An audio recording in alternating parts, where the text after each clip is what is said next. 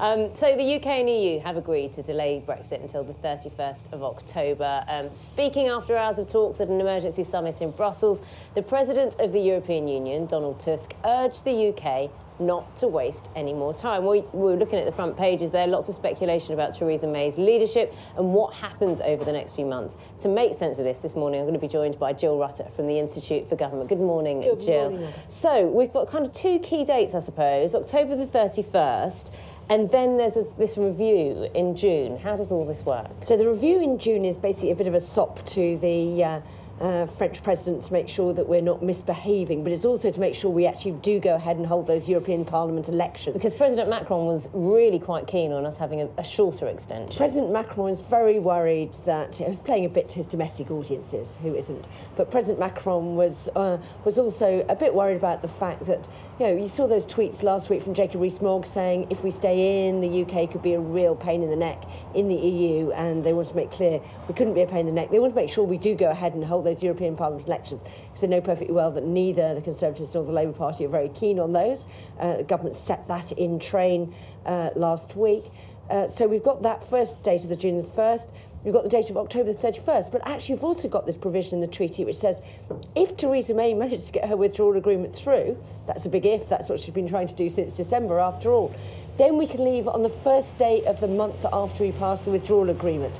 So Brexit could be any day, you know, any first of the month until the 31st of October. So Charlie was looking at the front pages there, and lots of speculation about Theresa May's leadership and also about other questions that could be asked. So let's look at this timetable. Okay. A general election, a second referendum. Is there time for either? So second referendum, if we follow the sort of strict processes set out in the legislation about how we do referendums, have proper consultation on the question, time to do all the designation of who fights it and things like that, then we could just about squeak it in. But we need to make our mind up pretty soon. So, because basically people reckon 22 weeks, the minimum to hold a sort of good referendum. So just squeak it in, but we need to get our act together incredibly fast. A general election, that takes, you know, about 6 to 8 weeks, so we could squeak one of those in. Would it solve anything? Would it make any progress? Much bigger question. Quite difficult.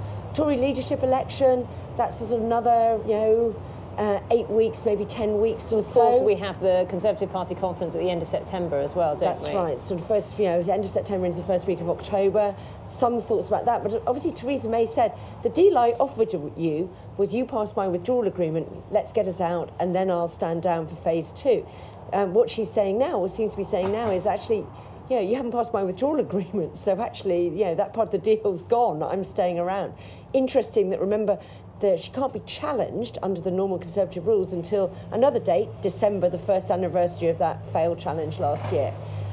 If the Tory party and the Labour Party agree a deal, and then the leadership changes of the Tory party, what happens in terms of power for the new Conservative leader in terms of being able to pick the deal that's been agreed apart? So various things they can't do. If we've ratified the withdrawal agreement, that's an international treaty, we're still bound by that. So things like the Irish backstop, they would have to be breaking international law to say, sorry, we reject that. And that's quite a big thing to do, particularly when we want to do deals with loads of other people. So then there's the question, the Prime Minister could and appears to be offering to put lots of commitments into UK law. So she says, actually, I've got to introduce this thing called a withdrawal agreement bill to get this treaty ratified. I could add provisions to that.